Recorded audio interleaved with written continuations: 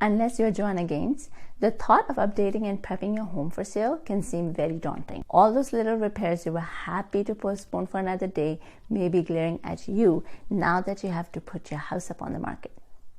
One option is to hope you luck into a buyer who will see the potential in your home.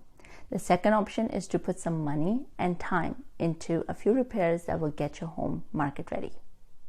Although doing the renos may seem like a lot of hassle, it can translate to some serious money. In today's video, I will be talking about 5 small home improvements that you can do to yield big returns on closing day without thinking about robbing a bank. And if you stay till the end, I will give you a bonus tip that you sure don't want to miss. If we haven't met before, my name is Faiza Salim and I'm your local realtor that specializes in helping families upsize their home with the least amount of stress in the city of Markham. Let's dive into the video. Before I get into the actual improvements, I do want to mention that these renovations are relative. So if you have a leaky faucet or your roof is leaking, then the priority is to get those repairs done versus the ones that I'm about to mention. Now let's dive into the video. Number 1, painting. Painting is the lowest cost improvement with the highest rate of return. So it's not surprising that a lot of home sellers choose to do it. When trying to sell, a nice coat of neutral paint can give the entire house a facelift, and buyers really love to see a fresh blank canvas. Professional painting of the interior house of an entire 2,500 square foot can be anywhere between $2,000 to $4,000 depending on the market. If there are vaulted ceilings or a lot of detail work, it could be more. But if that is too expensive for you, and if you're handy with a paintbrush, you may consider doing it yourself. Buy a 5-gallon bucket of neutral paint color, much cheaper than buying per gallon, and get to work. Number 2, landscaping your yard. The outside of your house is a buyer's first impression when they pull up. A patchy or overgrown yard can be a major turnoff. Anything that's dead should be removed, and anything that's overgrown should be cut back. You can make sure the lawn is refreshed and green by resorting or planting grass seed, and you may want to do edging to help define spaces. The cost of initial investment for professional landscaping can cost anywhere between $500 to $3,000.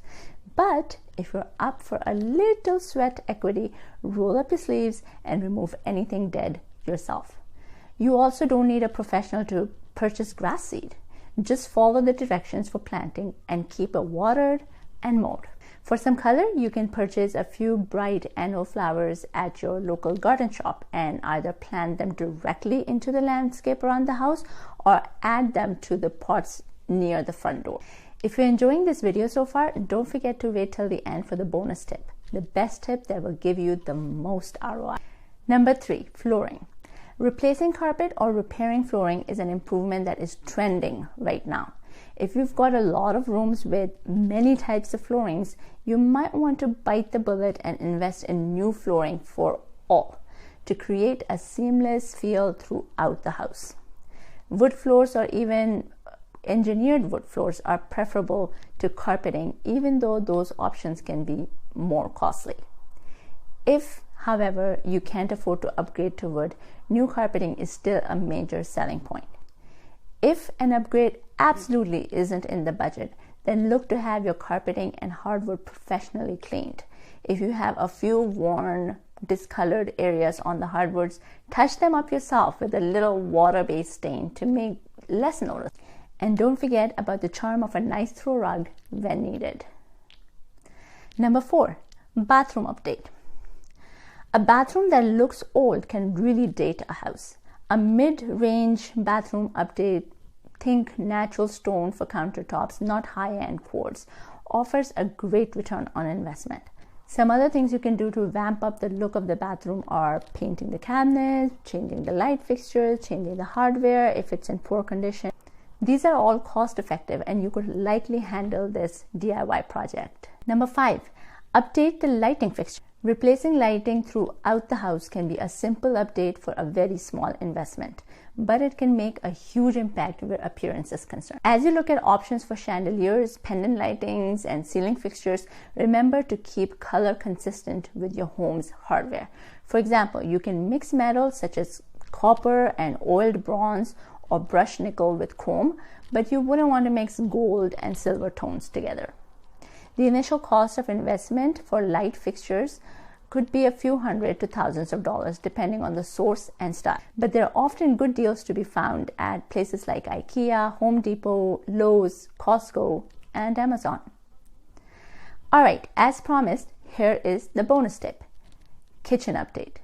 Kitchen is the room of the house that people spend the most time in. If your kitchen looks dated and you want to bring a fresh look to your kitchen without spending a lot of money, look at replacing outdated cabinet handles and drawer pulls with simple, sleek options. Cost to do that could be anywhere between $15 to $30 per piece of hardware. Also, refacing the cabinet can change the look of your entire kitchen.